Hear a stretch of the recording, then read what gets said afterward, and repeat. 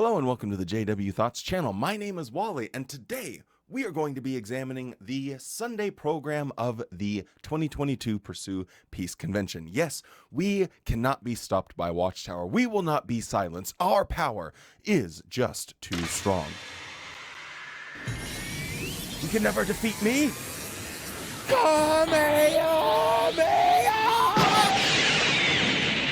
Hey, that was pretty easy. Anyway, thank you so much for joining me. For those of you that have been on this whole journey of the Convention Crusade, if you have missed any of the videos, there is a playlist on the channel so you can get caught up on all of the lore. It is a lot of videos, but the convention is quite long, and how Watchtower has been releasing it, they've really been edging us here for quite some time. We don't just get a whole data dump in one go. So anyway, ZZ meowed if you're wondering why I was distracted, and I wanted to make sure I didn't run him over with my chair. With all of that being said, drop a like on this video. It helps it get out to more people on YouTube. It literally takes, boom, see, you're already done. You already liked the video. Thank you very much. I appreciate you. Subscribe to the channel if you'd like to see more videos like this in the future. And with all of that being said, let's do this thing.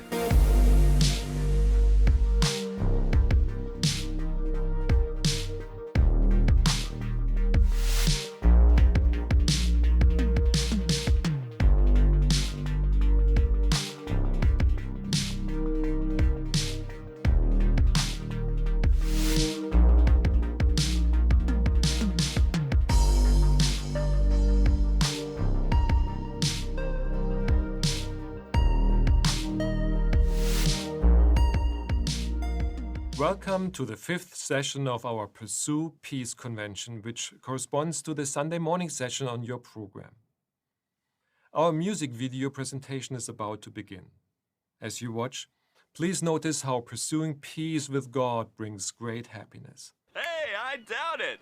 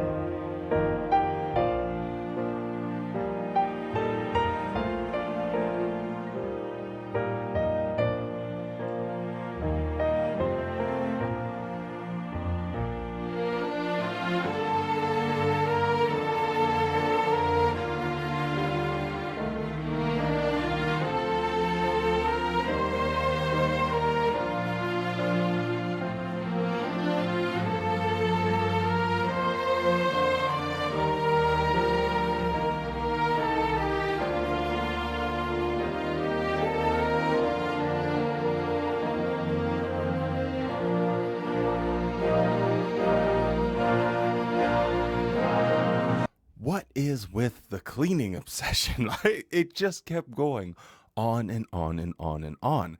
And it is interesting because earlier in the convention, we had David explain, telling us about how everyone needs to participate in cleaning. And yet I doubt that in the last decade, any of the governing body members have actually cleaned their own toilets, have actually made their own bed, done their own laundry, done their own dishes. That is just not something that they're accustomed to doing. And so we had him saying that earlier, and now in this music video presentation, we have the demonstration. And what is with the smiles on everyone's faces? Why is everyone like, I'm so happy to be cleaning this window. Oh, it's so great. Oh my God, Rebecca, these chairs are so clean. Slay! It's like, what is happening in this situation where these people are so excited to be wiping down a freaking chair?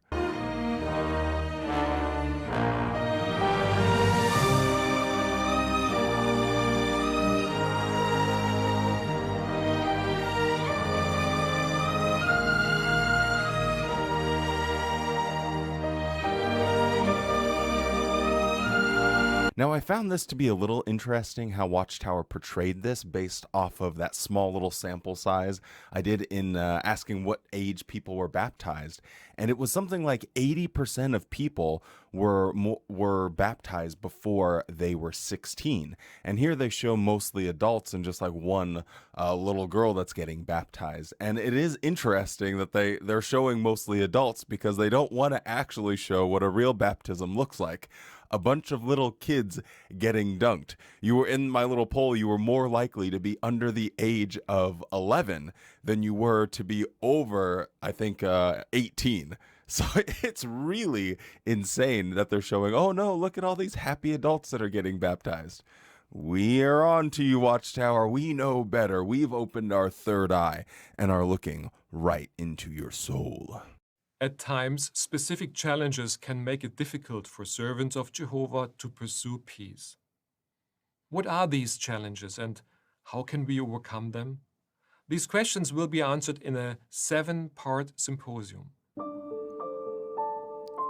Did he just say a 7-part symposium? Oh, yes! Yes! Yes! The Bible contains many fundamental principles that a Christian can use every day to guide his life. For example, in Proverbs chapter 13, verse 20, we're told that if we walk with wise persons, we will become wise. Proverbs 28:20 states that if we're faithful, we will receive many blessings. Likely you have Bible principles that you live by as well. However, as it pertains to pursuing peace, there is one essential principle that must be followed. Let's find out what it is. Turn with me please to Galatians chapter 6. So the principle? We reap what we sow. Watchtower is all too familiar with the concept of reaping what you sow. Look at me, for example. Watchtower, you taught me how to be zealous and passionate about the things that I believe in. Watchtower, you taught me that I should stand up for truth and what is right. You taught me to speak out against people that are trying to mislead other people and hurt them, taking them down the path of unrighteousness, off into a fiery destruction for all eternity. Yes, Watchtower, you are reaping what you sow. And that's why people in the EXJW community, that's why we speak out. Because it's the principles that we learned from being in Watchtower, being a Jehovah's Witness. You take those principles and then you actually learn the truth. You can hold on to those principles, those values, and just say, well, I guess I got to talk about this now. Bada bing, bada boom. Here we are. Now, one particular challenge to gaining peace is problems within the family. Because of imperfection, it's not uncommon to have disagreements, even tension from time to time. And family members may hurt one another in various ways. And usually such offenses are minor, and peace can quickly be sown and reaped. But what if the offense is more serious? A family member says or does something that hurts us deeply. Well, even then, it still may be possible to sow and reap peace. I truly believe we are seeing the downfall of Watchtower with these talks because they're so simple and dumb. Like it used to be that there was this air of scholarship when it comes to Jehovah's Witnesses. They really felt that they were masters of the Bible, wielding the sword of God, and really being able to go out and hold their own if someone wanted to challenge them about anything to do with the Bible. Now these talks are just dumb. Like, hey, you might have problems in the family, but you know what? Most of those are minor, and you can still sow peace, and some of them might be major, so you can still sow peace. It's like, it's so stupid. I used to say, like, okay, I felt like, adults, growing up as a Jehovah's Witness, and then I noticed a shift in the message, and it felt like they were talking to 12-year-olds. Now they've just gone full-on talking to, like, babies, people that can't even speak. It sounds like they're doing just blah, blah, blah, blah, blah, baby talk. It's just such a waste of time, to be honest. But I just wanted to keep this clip in here because it really demonstrates how they just are filling up space, saying absolutely nothing of any interest to anyone whatsoever. We can prove this by considering the Bible account of Joseph and his brothers. And we're familiar with the story. Out of envy, Joseph's brothers sold him into slavery. And this was by no means a minor offense. It began with Joseph being led to Egypt. Sometime later, he was falsely accused and thrown into prison. So for 13 years, Joseph suffered mistreatment when he had done nothing to deserve it. Now, it could have been very easy for Joseph to feel that if he ever saw his brothers again, the best option for peace would be not to have any dealings with them at all. Perhaps we might feel the same way as well. But Joseph didn't do that. In fact, after some years passed, both Joseph and his brothers sowed peace.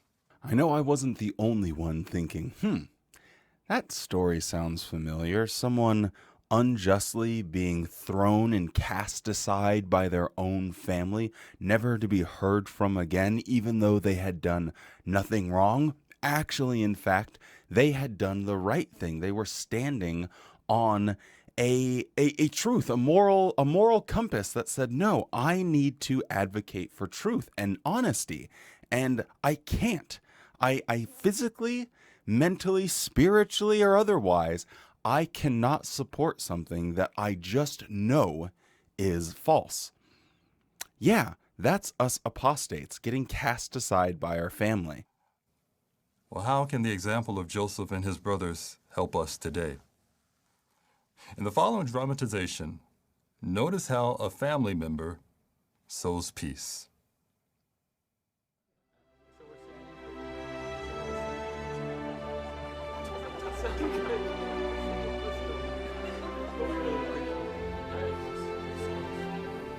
And every morning, and I mean every morning, there's Jeremy singing at the top of his lungs. Okay, I wasn't the only one. No, but you were the loudest. Spoken like a true big brother. I was always impressed with how close you two were. Well, wasn't always that way. No. We now have we finally have confirmation on how Watchtower finds their actors. They go down whenever they're having a sale at the Gap or Old Navy, and they just pick out all these white people. Baby, baby, it looks like it's gonna hail. I mean, it started out that way. Nick and I, we weren't just brothers. We were friends. But then the family business ran into trouble, and what started as a small disagreement just exploded. How our business works. Instead of criticizing, could you just once? Jeremy!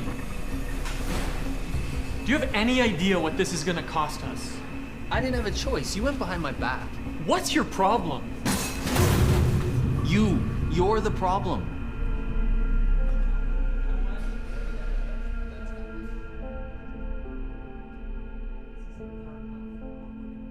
We tried to work it out. But things just got worse. It was like a door slammed shut between us. On the outside, I acted like everything was fine. But inside, I couldn't let it go.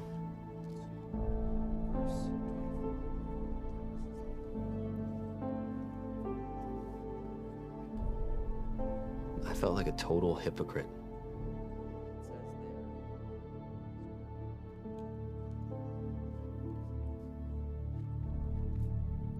And that had to change.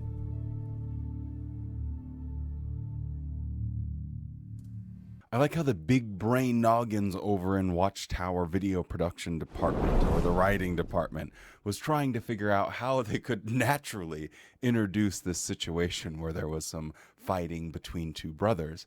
And their solution was, how about they're all laughing, having a good time at a dinner party, and all of a sudden they're just like, well, it wasn't always that way.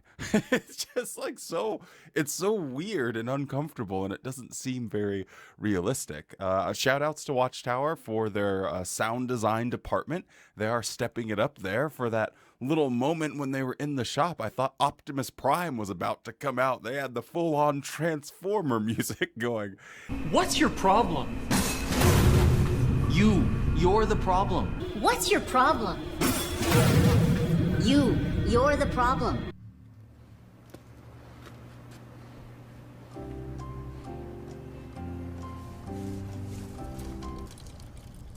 I needed a lot of help from Jehovah to let go, to move on, and make things right with Nick. It took a long time for the wounds to heal. And for us to trust each other the way we used to.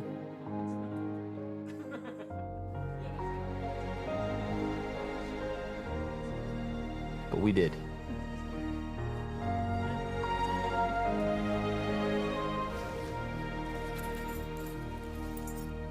I'm so grateful that we made peace.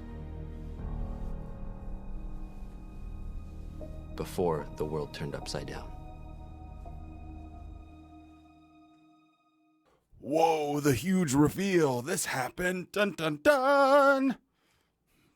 Before everyone in the entire world had experienced what a pandemic looks like. So, golly gee willikers, I have no idea how this story is going to end. Oh man, the suspense is killing me. But I do find it interesting how where is Jehovah helping? Like in what way is it demonstrable that you got assistance from a deity that lives in a different dimension, that's all powerful and all knowing? It seems like the evidence would be a lot more solid than, hey, I bought him a coffee, we went for a walk, and we had a dinner party. That's all things that just regular normal people do. Hey man, sorry we had this disagreement. You want to talk about it? Yeah, sure. You talk about it. You kind of eventually get over it. Bada bing, bada boom. Second time today. And you move on with your life because life's too short. Life's too precious. Relationships are too precious to just squander it over these petty little squabbles. And maybe it was significant for their business, but obviously it wasn't the ruin of them altogether. Or maybe eventually it was. I guess we'll see how all of this plays out. But I do think it's interesting how they don't show any examples of God actually assisting. They're just like, and we needed a lot of help from Jehovah. You know, we didn't get it, but we sure needed it. So how can you and I imitate Joseph and his brothers? Let's discuss 3 steps. So first, we must be ready to forgive. Did you note in the video? What started as a small disagreement between Nick and Jeremy exploded into something much bigger. Why? Jeremy could not let go of his resentment towards his brother. We must work to treat others in a forgiving way, just as Jehovah treats us. The second step, don't dwell on the offense. And isn't that how Jeremy described the relationship with his brother? It was a door slammed shut between them. It wasn't until steps were taken to sow peace, having that open, honest communication with each other, spending time together, working with each other in the ministry. Only then did things start to improve. And did you notice? Everything did not go back to normal right away. It took time to reap peace. Time for those wounds to heal. Time to regain lost trust. So we can't look for miracles, but we should look for progress. And here's where the all-important third step comes in. Ask Jehovah in prayer to help us to let go of resentment.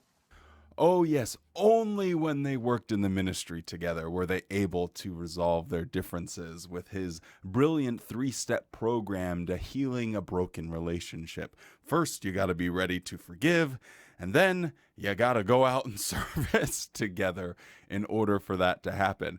I do find it amazing and just shocking how in the dramatization they're like, and we needed help from Jehovah. And then he goes and describes on, we can't be waiting for miracles. We can't be expecting a miracle to happen. So why? Why are you asking for Jehovah?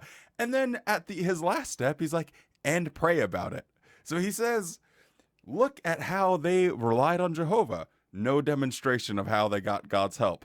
Then he says, don't wait for God because miracles won't happen. You need to just take these steps. It takes a lot of time. You need to be patient. You know, it's a sort of a progressive thing. And then he immediately goes right back to it. And then go and pray and ask for a miracle. I don't even know like what's happening anymore in these talks. I swear, if you think that was just me being funny with the editing, I was just speeding it up because this guy and his cadence is so painful. I didn't think anyone would really want to sit there and listen to him talk like this and describing these 2 brothers that were brothers and they had a great relationship. And these 2 brothers, it's like, God, let's move along here. Brother Ronald Curzon, a helper to the teaching committee, will now present the next talk of this symposium, How They Sowed and Reaped Peace, the Gibeonites. There is a battle that has lasted for centuries and continues down to our day. It's a battle of wills, the will of disobedient humans who fight against Jehovah's will. Rather than submitting or surrendering their will to do Jehovah's will, most humans refuse to make peace with him. becoming peace breakers. Oh, yes, a battle. A battle has been going on for centuries now that has to do with your will and God's will. When it comes to God's will, though, who is the one that decides what that will is? Because if you ask a Christian, are Jehovah's Witnesses doing God's will? They'll say no. If you ask a Jehovah's Witness, are these Christians doing God's will? They'll say no. If you ask a Muslim, are these people doing God's will? They'll say no. And you have this endless cycle of everyone just, it's like the old standoff in a movie where everyone's pointing a gun at the other guy like, Count of three, we're all gonna put down our guns. I have crossbows. I'm not going down for this! no, you're not doing God's will. I am. No, you're doing God's will. It's so ridiculous. And how they just so freely like, oh, but we know we are the ones doing God's will, without offering any evidence, without offering any sort of tangible, demonstrable proof that could be accurately relied upon. They just throw it out there, just words flowing from their mouth that really have no meaning or impact whatsoever, because unless you can demonstrate the thing you're saying, shut up. We must admit, it can be difficult at times to accept and then follow Jehovah's direction, or direction that we may receive from his organization, especially if we don't understand the reasons behind the direction, or it's not what we might prefer. Especially if we don't understand the reasons behind the direction. Oh yes, the old classic has once again reared its mysterious, ugly head. Follow God's organization, even if it's not what you want to do, even if you don't understand.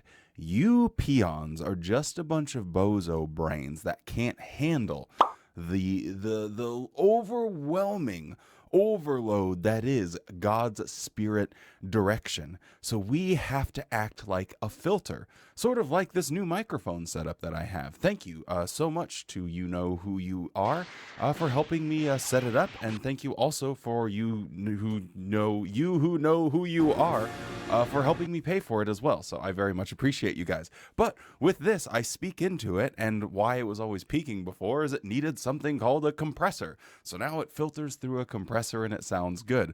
Well, that is what God's organization acts like for Watchtower.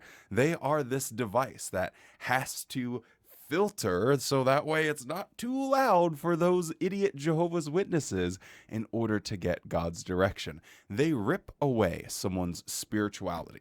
They rip away someone's ability to choose their own religion, to choose their own path, to find the thing that makes them spiritually happy. And they say, no, you can't do that.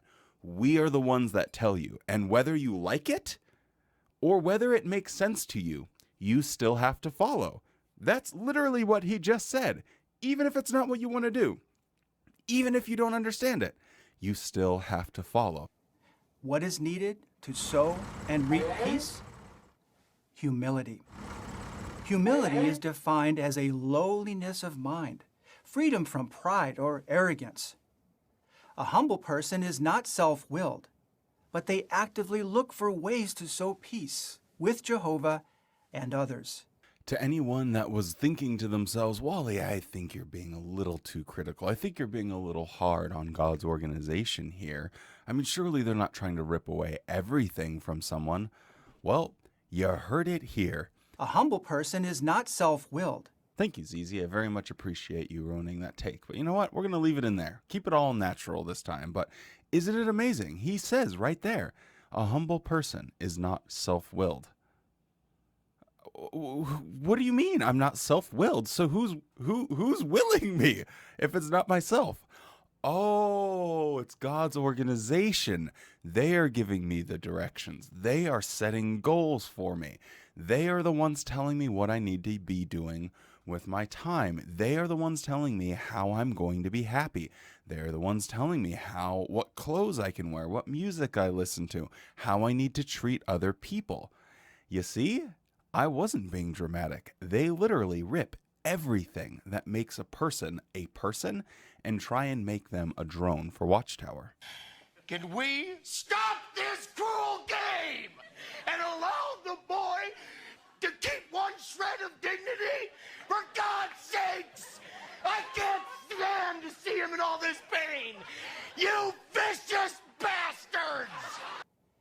What is the result of humility and sowing peace?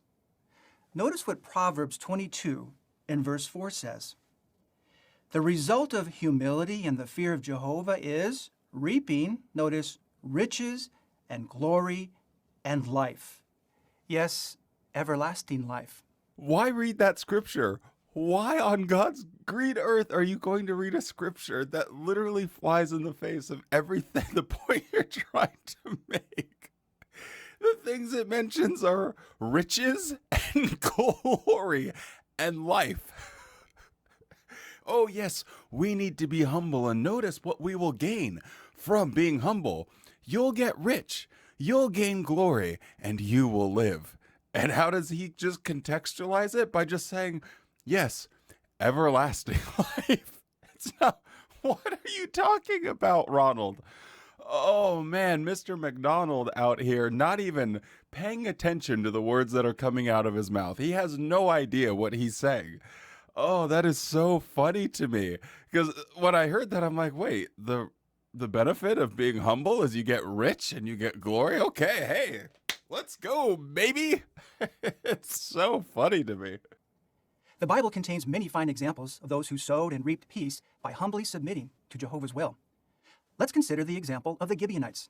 The Gibeonites, weren't they enemies of the Israelites? Yes. So how did they humbly sow and reap peace with Jehovah and with his people? As you recall, after Joshua led the Israelites across the Jordan River into the Promised Land, Jehovah directed them to remove the pagan Canaanite nations who dwelled there. This included the Gibeonites. The account at Joshua chapter 9 informs us that the Gibeonites were plainly told that it was Jehovah's will that the Canaanites be annihilated. Israel's stunning victories over Jericho and Ai made it very clear that Jehovah was fighting for his people. And the Gibeonites did not want to be next. But what could they do if this was Jehovah's will? Well, they devised an interesting plan. They sent representatives to seek peace with the Israelites and thereby with Jehovah. According to verse 11, they were instructed, "We will be your servants. Now make a covenant with us." So this is what they were to say as representatives. Verse 4 says that the Gibeonites acted shrewdly by trying to trick the Israelites with their worn-out clothing and provisions, pretending that they had traveled from a very distant land, but were actually just 20 miles away. Did their plan work? Despite their deception, yes, their plan was successful. In fact, in verse 15, Joshua made a covenant of peace with the Gibeonites. Evidently, this was in harmony with Jehovah's will and reflected their humility and desire to seek peace with him and his people. They demonstrated their humility and submission to Jehovah's will and his representative, Joshua, by following whatever direction they received. In fact, notice the direction in verse 27. It says, Joshua made them gatherers of wood and drawers of water for the assembly and for Jehovah's altar. Although the Gibeonite men were likely skilled warriors, they were happy and content to do whatever work they were given to support pure worship. Humbly following direction saved their lives and brought them peace. Watchtower is back at it with using these random accounts in the Bible to try and prove various different points. And this one is a real wild one because we have the deceit of the Gibeonites. And he doesn't really finish the whole story because later on, after all of this is settled, what happens is King Saul ends up killing a few of them and they get very angry and upset, and God's angry too. So he approves of sacrificing 7 of Saul's children. And did he hang? I don't think he did that. But yeah, he sacrificed them. And then apparently that helped to smooth over everything. So we really get it all in this story that they've chosen to use. We have the sacrifice of sons in order to pay for the sins of a father. We have lying and deception. We have slavery and being completely okay with slavery and all that. So it's a real wild story. But what's the whole point of all of this crazy biblical narrative? It's that, look, these guys, once they sold themselves into slavery, they were fine picking up sticks. You too should be fine with whatever menial task that we ask you to do. Remember what they showed us in the music video to begin with. Yes, you need to be totally fine out there sweeping, just sweeping like a madman. And yeah, let us handle the thinking. You just do the manual labor. The message is abundantly clear. Thank you so much, Watchtower, for not leaving anything to our imagination or for us to guess. How can we imitate the Gibeonites? by bringing our lives into harmony with Jehovah's will. For some, this may require making big changes, adjusting their thinking, giving up harmful practices, and avoiding bad associates. We can also imitate the Gibeonites by being willing to perform whatever assignments we are given humbly to support pure worship. So the lesson is clear. Sowing and reaping peace requires humbly following direction. This lesson is highlighted in the following dramatization. Notice the benefits of submitting to Jehovah's direction. Oh yes, some guys were willing to pick up some sticks a few thousand years ago, and therefore you can't have a beard. You can't listen to rap music. You can't watch rated R movies, and you can't get a higher education. It's so simple, isn't it? Oh, sorry. And because a few guys picked up some sticks a few thousand years ago, you can't talk to your relatives that don't agree with what I have to say. The Watchtower has no shame. Absolutely no shame.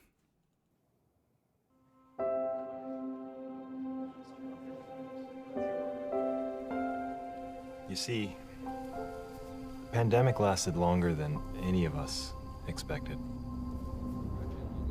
And all the conflicting news reports just added to the stress. Then my sister lost her job and had to move in with us. So yeah, it was me and Kelly, Nicole, and Dad. 20 seconds, son. 20 seconds.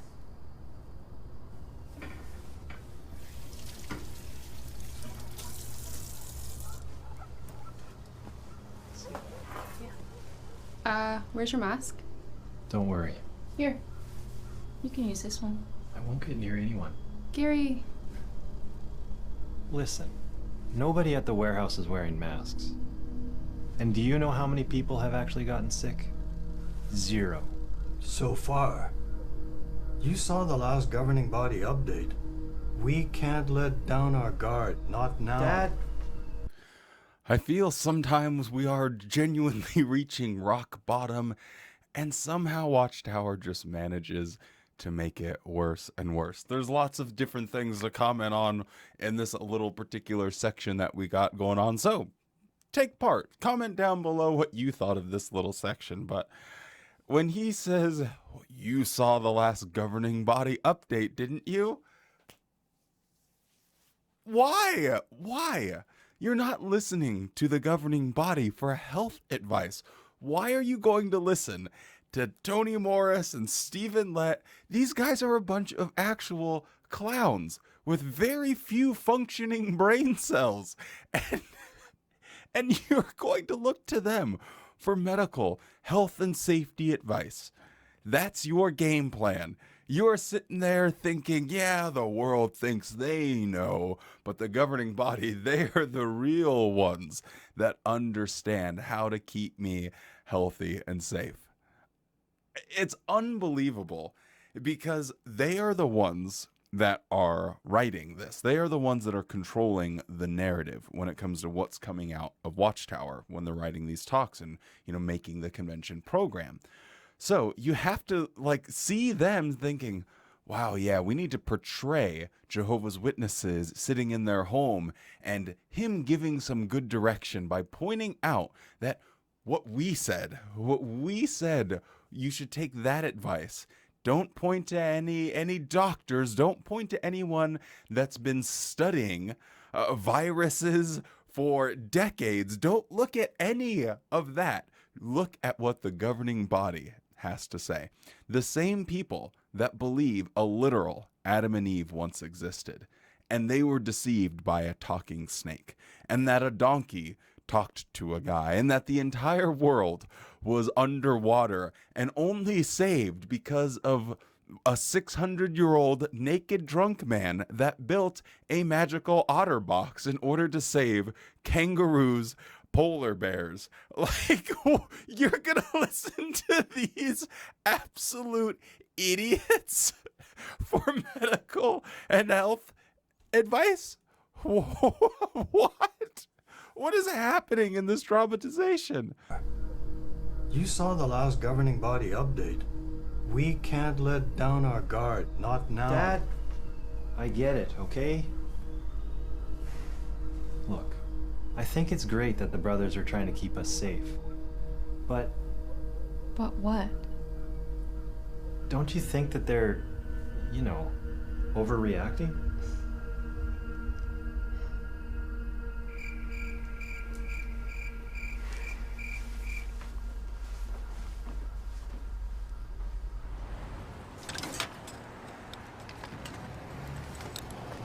But of course, it wasn't the brothers who had the problem.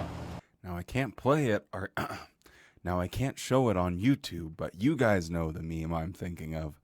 Wearing your mask like this is like wearing a condom like this. Sorry, I couldn't help myself. Back to the regularly scheduled programming. It was me. A week later, I found out that a friend in our service group was in the hospital with COVID-19. He was young, and he'd been taking all the right precautions.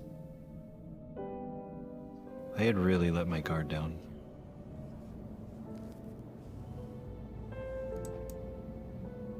Now is not the time to slacken our hand when it comes to safety. Don't let your guard down. Don't think the virus can't affect you or your family.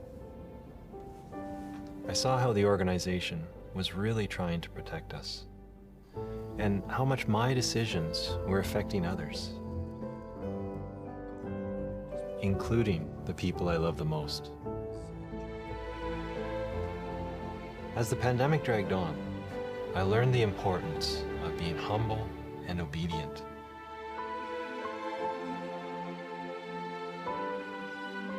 Following Jehovah's direction didn't just help us stay safe.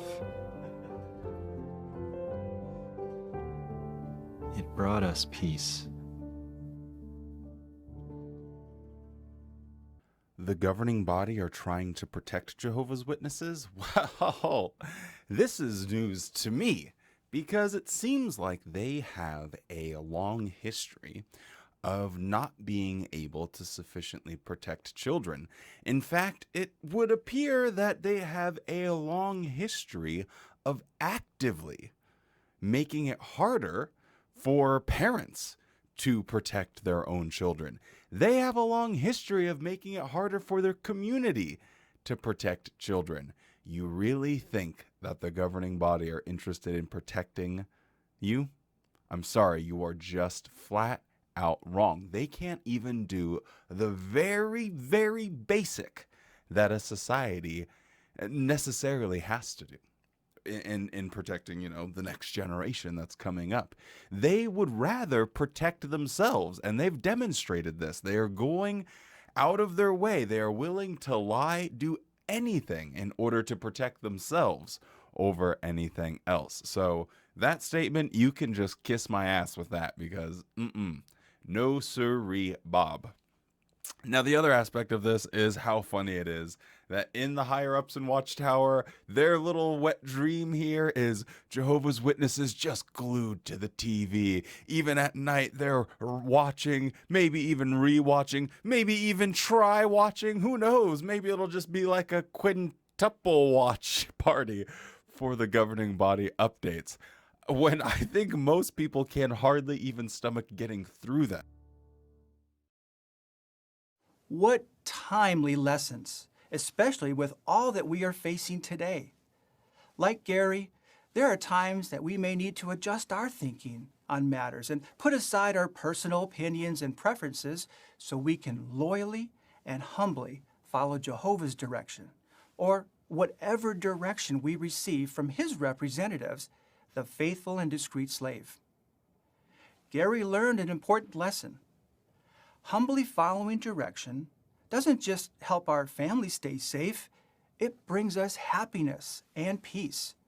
A vital lesson for us today. They are really beating this into the brains of Jehovah's Witnesses now. Don't think for yourself. Whatever your personal opinions are, just put those off to one side. Don't consider logic or what sounds reasonable to you. Just obey. It makes me almost speechless how far they're going with this. It's not humility to be a drone. It's not humility to just... It's not humility to be a drone. It's not humility to just sacrifice your own thinking ability to someone else. In fact, the way Jehovah's Witnesses operate is they do this thing where they say, no, I don't have to think about anything because I know I am 100% correct. I know that there is no doubt in my mind that everything I think is real is absolutely real. And they go, la, la, la, la, la, la, la. That is the absolute pinnacle of hubris, and yet they're trying to contextualize it in this odd way of, oh no, just be humble. We're just humble little followers. Well, you can't be a humble follower on every single level, because at some point you're going to get to a person that says, well, I'm speaking for God. So humility is completely out the window with these people. And I mean, just to say it again, but yeah, don't listen to the governing body for advice, because any advice that they're giving is probably coming from somewhere else. They're not coming up with these things on their own. It would be miraculous if they were the absolute first people to go into lockdown protocols, if they had done it months before everyone else. Hey, that might be remarkable. But if they're just following the regulations of the country that, you know, they're living in, how is that remarkable in any way, shape, or form? Oh, well, we knew we got Jehovah's direction because we were wearing masks. Oh, God. Perceiving Jehovah's thinking on matters will help us to avoid getting into a battle of wills, so we can follow his direction or whatever direction we receive from the governing body. Yeah, to anyone that wonders, why do you waste your time making these videos? Why do you even care? Why don't you just move on? It's because of stuff like this. It's scary. If this is not terrifying to you, if you don't think that this is a worthy cause to try and help and assist people out of this, maybe we just don't quite see eye to eye, and that's fine. But I'm going to keep my eye on the prize, and that is exposing Watchtower for who they are. A manipulative, dangerous, deadly cult that wants to infect people's minds with propaganda and emotionally manipulate them in order to do whatever they say. And that's not my words, that's their words. I mean, the end part is the cult propaganda, they wouldn't agree with that, but they do want people to do whatever they say and not ask any questions. Alrighty then. All right, Crusaders. Well, that is going to conclude our first rebuttal of the Sunday morning session. I hope you very much enjoyed this, and I will see you all tomorrow at 6 a.m. Pacifical time. Thank you so much for joining me. If you're still around and haven't commented or haven't liked or haven't subscribed to the channel, come on, what are you doing? I mean, I'm trying to be just like Watchtower and tell you how to live your life. And believe me, I know best. This is the worst outro ever. All right, I'll see you guys tomorrow at 6. Bye.